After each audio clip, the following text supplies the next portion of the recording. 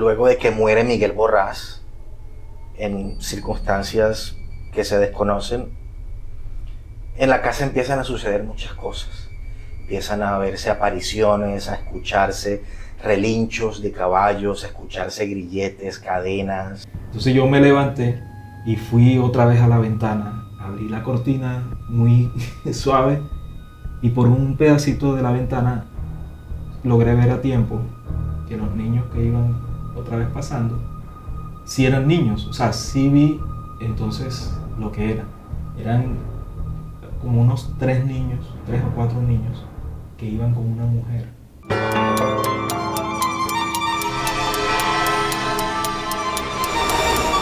La Liga de los Asombrados.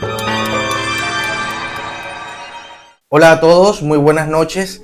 Bienvenidos a este segundo capítulo de La Liga de los Asombrados, en donde pues tendremos a nuestros 5 seguidores conectados a este relato que hoy va a estar bastante interesante, como pretendemos que sean todos los capítulos de La Liga de los Asombrados. Hola Wilander Oliveras, ¿cómo estás? Hola, muy bien, muy feliz y contento nuevamente de estar aquí. Bien, yo te he traído una historia en este capítulo de hoy que sé que te va a interesar. De pronto has escuchado algo de ella y voy a entrar de una vez en el tema.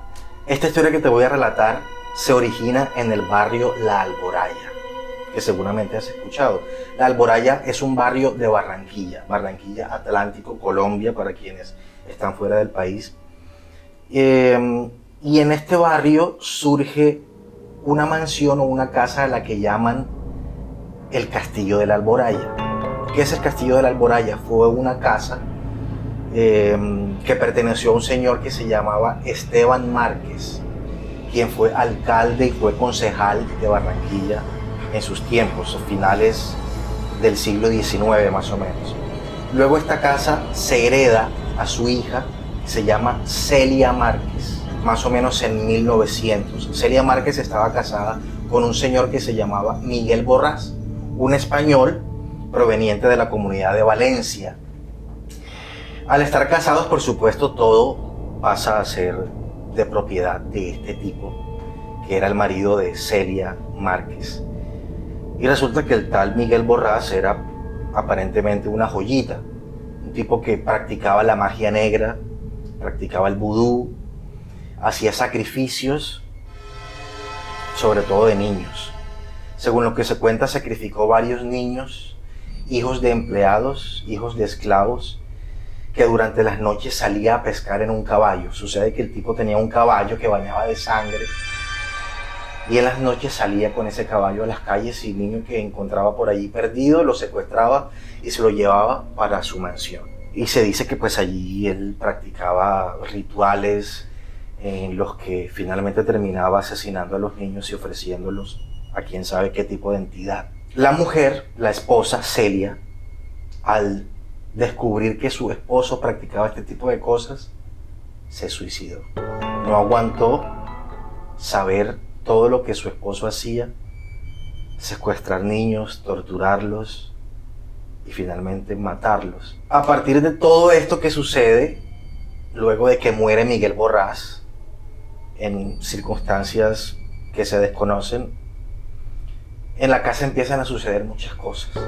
Empiezan a verse apariciones, a escucharse relinchos de caballos, a escucharse grilletes, cadenas. Se dice que un caballo aparece en la sala, sale de la casa y ronda por las calles del barrio. También se dice que se escuchan niños llorando. Se dice que se ve una mujer que aparece vestida de blanco, que se presume que fue su esposa, quien se suicidó ahorcada. En fin, una serie de apariciones de las que se comentan mucho, por supuesto, en los alrededores del barrio. Hoy en día, alrededor de esa casa está construido un colegio, que es un IED, un colegio distrital. Entonces, te podrás imaginar el montón de creencias y el montón de situaciones que viven los estudiantes estando allí. Se dice que muchos ni siquiera quieren ir a veces al colegio porque dicen que han visto cosas o han sentido cosas. Pero ahí no termina la historia. Esto es el background de lo que sucede en este castillo de la Alboraya. Lo que te quiero contar puntualmente es que yo personalmente lo fui a visitar. Estuve en esta casa, en esta mansión, que por demás cabe decir que está abandonada. Por supuesto no vive nadie allí hace unos 70 años, porque toda familia que llega a vivir allí sale despavorida escuchando cosas. Hace algún tiempo yo tuve que visitar el sitio. Me fui a grabar con un grupo de realizadores un programa para un canal de televisión público. Y estando allí presenciamos una serie de cosas que no son inventos, porque todo el equipo lo vivió, lo presenció. Una de las cosas que vivimos es que cuando llegamos a grabar nos estábamos organizando ya para empezar la grabación. Llegamos 8 de la noche, preferimos grabar de noche porque era más interesante, se veía más bacano, qué sé yo, queríamos sentir como el terror de la noche. Llegamos, nos organizamos, preparamos las cámaras, las luces, llevamos un par de actores que queríamos que escenificaran algunas de las situaciones que allí sucedían. Y lo primero que sucedió fue que el camarógrafo se metió con la cámara a grabar la casa, a grabar algunos de los sitios, los salones. Es una casa de 3 pisos, enorme. Grabó algunas de las habitaciones y cuando iba a atravesar un pasillo para pasar a otro sector de la casa, dice él que sintió que algo no lo dejaba pasar, pero no había nada adelante. Era un marco de una puerta que no tenía puerta. Estaba libre, pero cuando él fue a atravesarlo dice que había algo allí como que no lo dejaba, como una especie de tela. Algo que se oponía. Algo que se oponía. Él, por supuesto, sintió lo que fue, sintió temor y regresó y bueno, regresó grabando como a otros sitios hasta que llegó donde nosotros, el resto del equipo, y nos contó lo que había pasado. Por supuesto, pues, está sugestionado, le dijimos, como que no fue nada, son ideas tuyas. Pero cuando ya estábamos todos adentro de la casa, a punto de grabar una escena en la que los actores intervenían, todos escuchamos un chirrido que provenía del segundo piso. Como un grito, yo lo identifico como el grito de una rata gigante. Si una rata fuera gigante, se escucharía de esa forma que escuchamos. Fuerte, grito fuerte. Un grito fuerte, un chirrido como ¡ah! Todos nos miramos, por supuesto, para ver si todos lo habíamos escuchado. Y al vernos las caras, por supuesto, salimos corriendo hacia afuera, porque sabíamos que no había sido ninguno de nosotros. Todos estábamos allí viéndonos y lo que provenía del segundo piso, no había nadie más allí. Era las 10, 11 de la noche cuando esto pasó. Tuvimos que calmarnos, por supuesto nadie quería volver a entrar, tuvimos que esperar una media hora, 40 minutos, sobre todo las chicas del equipo estaban muy nerviosas, llorando, todos realmente estábamos en shock, pero en últimas teníamos que hacer un capítulo porque no podíamos irnos con las manos vacías, ya teníamos que grabar ese capítulo. Después de un rato, unos 40 minutos, calculo yo, volvimos a entrar. Pues ya esta vez con mucha seriedad, yendo a hacer lo que íbamos a hacer para terminar rápido y salir. Cuando íbamos a grabar en uno de los sitios en el que se supone que este español Miguel Borrás secuestraba a los niños y los metía, era una especie de sótano que estaba atravesando el patio de la casa. Había que salir y entrar como en una caseta que estaba lejos de la casa, en el mismo patio, y bajar unas escaleras a un subterráneo, a un sótano. Cuando fuimos a abrir la reja, que no tenía ninguna cadena ni candado, ni nada por el estilo, simplemente no abrió. Queríamos entrar al sótano para filmarlo, por supuesto, y ver cómo era. Y no abrió sin ninguna explicación. Otra de las cosas que nos pasó, bueno, nosotros seguimos grabando lo que pudimos, por supuesto, ahí como medio de ladito. En algún momento Ya era cerca de la medianoche y las dos cámaras que teníamos grabando se apagaron. Pensábamos que era la carga de las baterías, pero la cambiamos y seguía. Se encendían unos segundos las cámaras y volvían a apagarse inexplicablemente. Finalmente, bueno, desistimos, nos fuimos con lo que pudimos grabar. Cuando salimos, que íbamos ya en el carro, en la van, tipo ya 1:30 de la mañana, volvimos a activar las cámaras y funcionaron perfectamente. Continuaron con su carga encendidas. Funcionaron sin ningún problema, grabaron, hicimos pruebas de grabación, baterías perfectas, tarjetas perfectas, cámara perfecta, grabaron sin ningún problema. Nos fuimos sin saber, sin explicarnos por qué se habían apagado hacia la medianoche.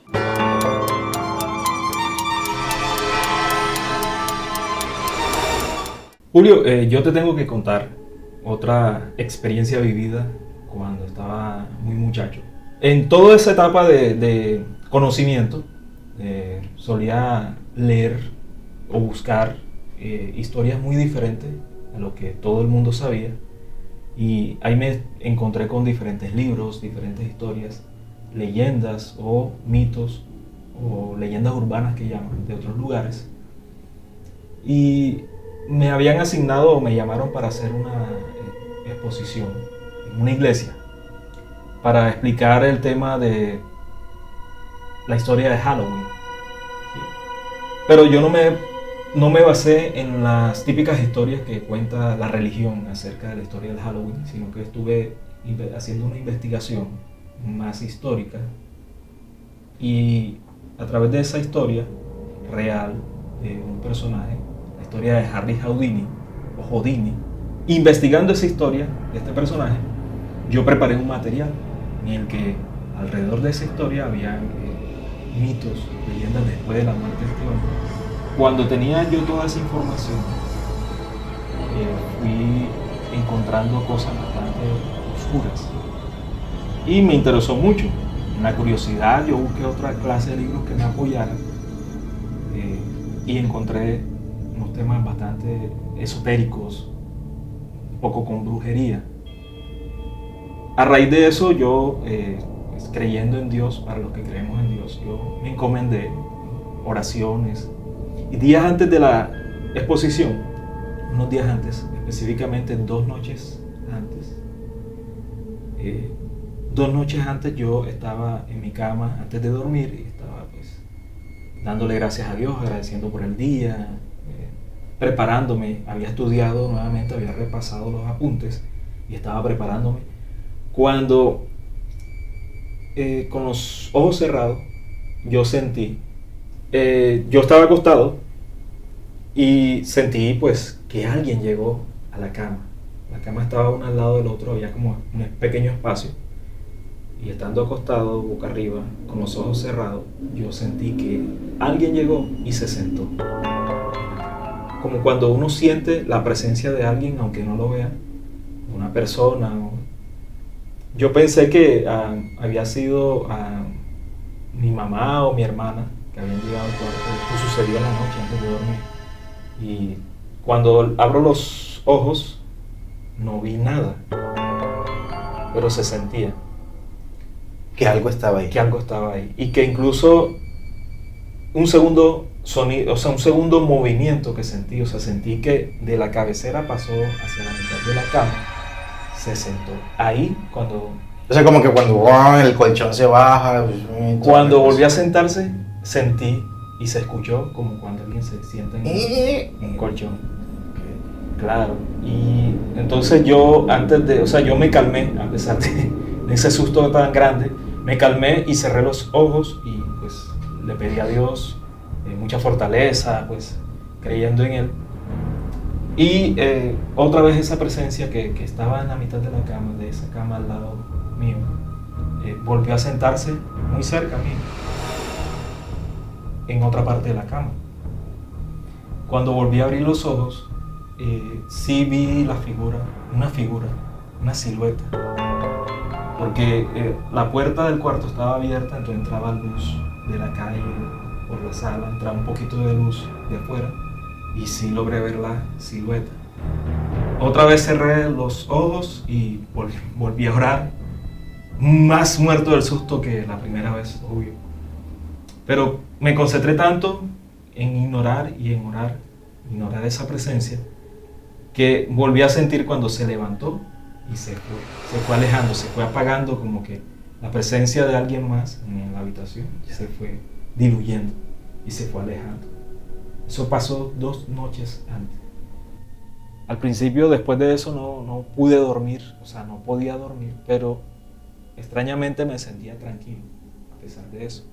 Me sentía muy tranquilo, como si hubiera tenido una pausa. Tenía pensamientos tranquilos, no sentía miedo. Logré dormirme al rato y ya al día siguiente, una noche antes de la presentación, nuevamente hice la misma actividad, preparé mis apuntes, agregué algunas cosas, quité otras, me preparé, repasé, me fui a dormir, ya era más tarde, eran como las 11 de la noche. Escuché personas pasando y escuché cuando personas hablaban, pasaban, pero después de un largo tiempo no me dormía.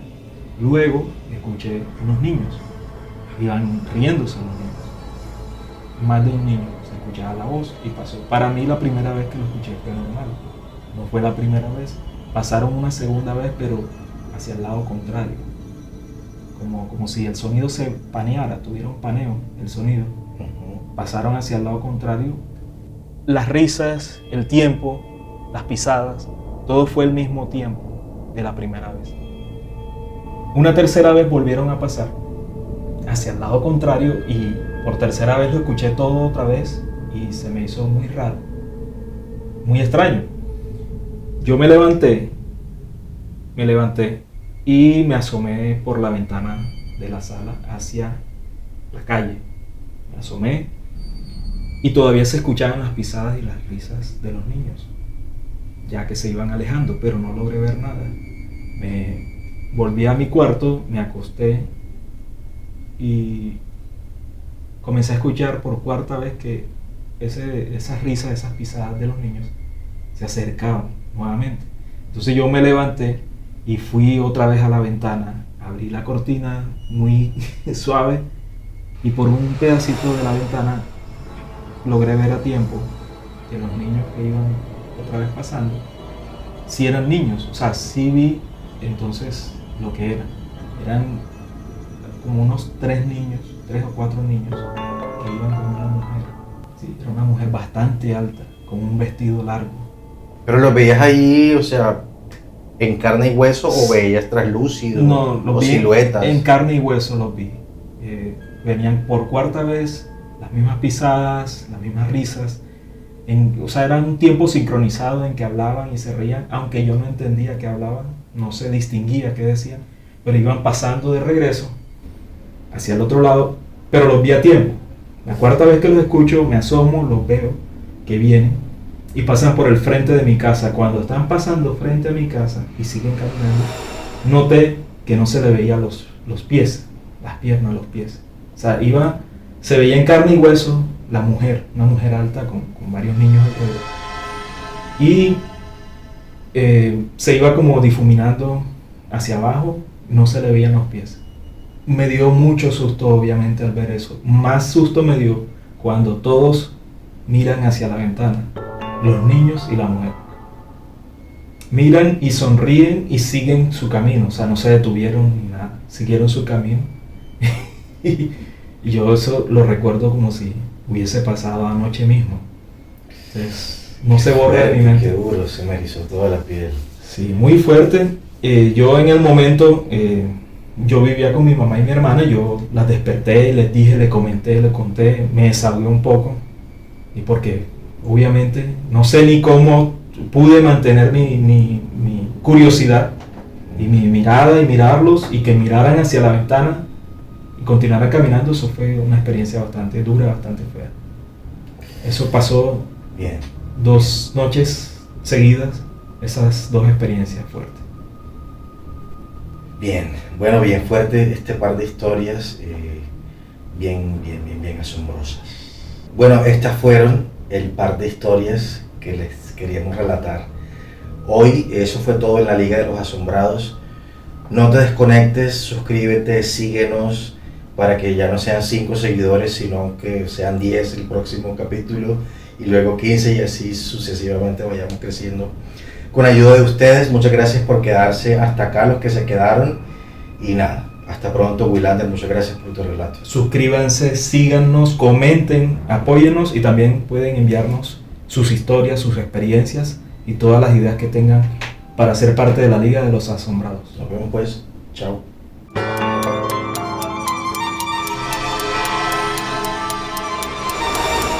La Liga de los Asombrados.